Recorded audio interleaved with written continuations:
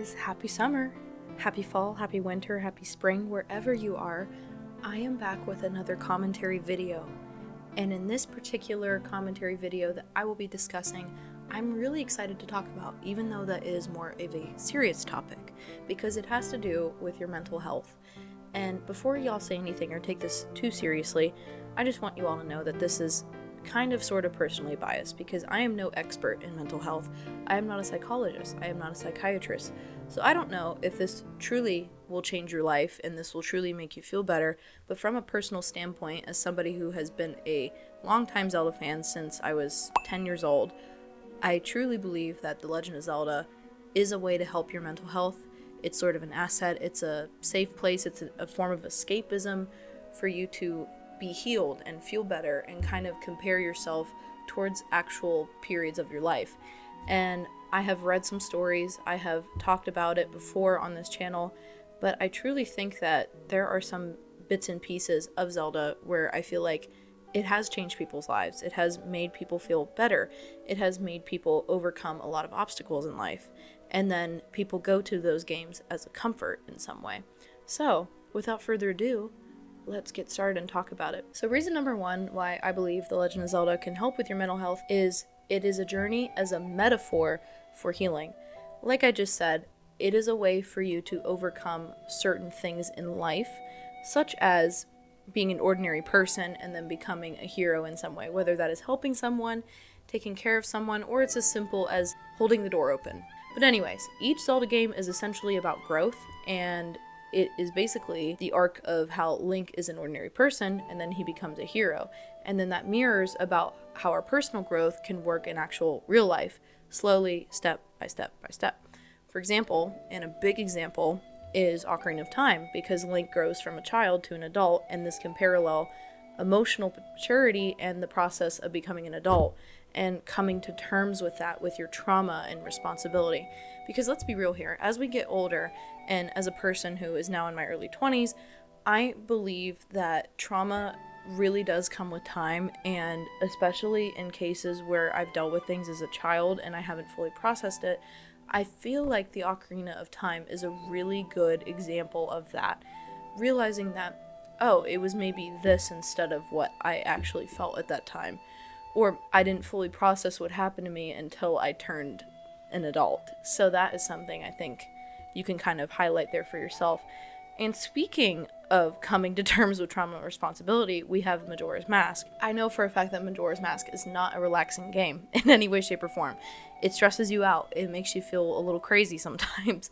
But it also highlights how you can kind of learn how to come to terms, especially with dealing with death, near-death experiences, coping with grief, that type of thing. And yeah, as simple as that sounds, it actually has so much depth. And for example, the Song of Healing. That is a really beautiful way to deal with death, and that has been a way for Link to kind of let the people that have been dying rest. And I think that is just a beautiful way to look at it and sort of cope with death, because the Song of Healing is meant for people to be healed in that rest.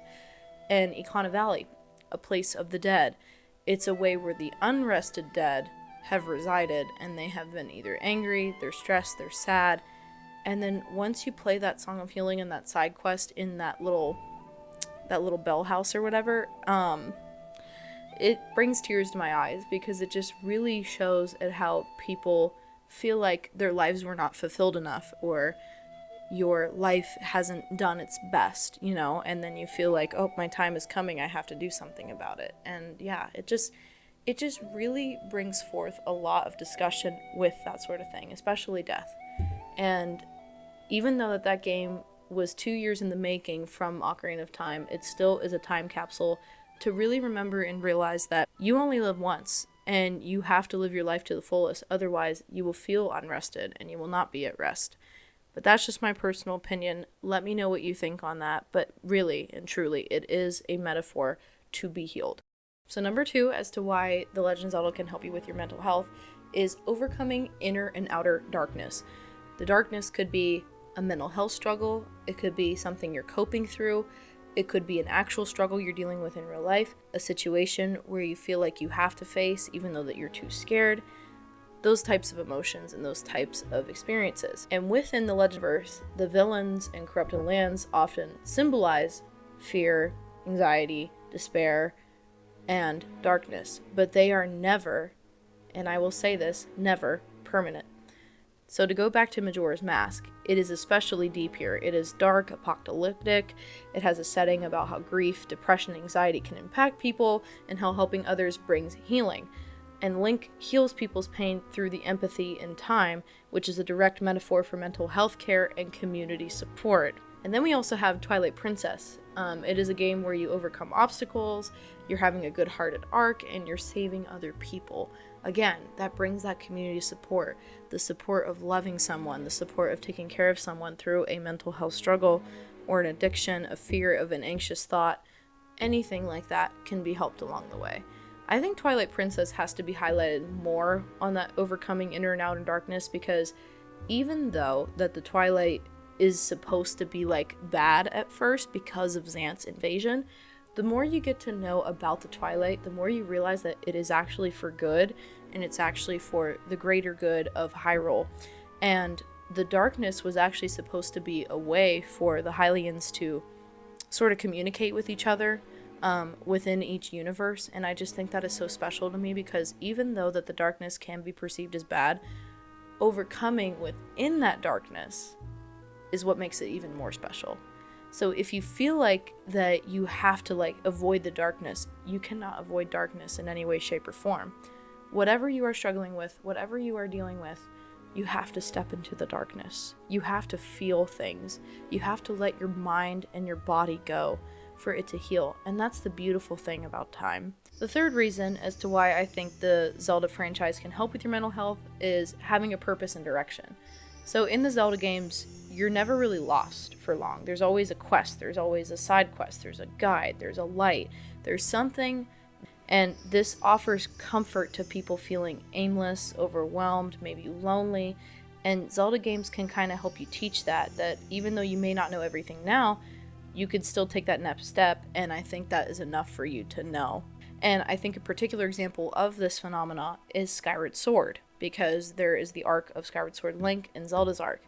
They have been best friends since they were kids, and I would say personally, this is the most romantic Zelda and Link relationship that we have seen in this timeline. And even though that they are in love with each other, they care for each other, and they're kind of like destined to be soulmates, there is a greater purpose that the two of them have to fulfill, which is Zelda having that Hylian reincarnation and Link becoming the chosen hero by the goddess. But even though they did not know that at that time, and it really shows at how much Link and Zelda had to overcome that separation and really find their purpose in themselves. And that gives me chills. And that's why I think Skyward Sword is one of my favorite games of all time. It is so well done. It is so well written with the plot to realize that you can overcome things for yourself. And I think that also shows about how, even though that we are naturally dependent people, there are some aspects in our lives where we have to do things on our own.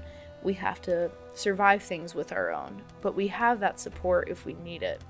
And I think that's just really beautiful to me. I find that really fascinating about humankind. I find that very fascinating within the Zelda games, and you kind of notice that a lot within the inner patterns of Zelda. So I think that's something to kind of not take for granted.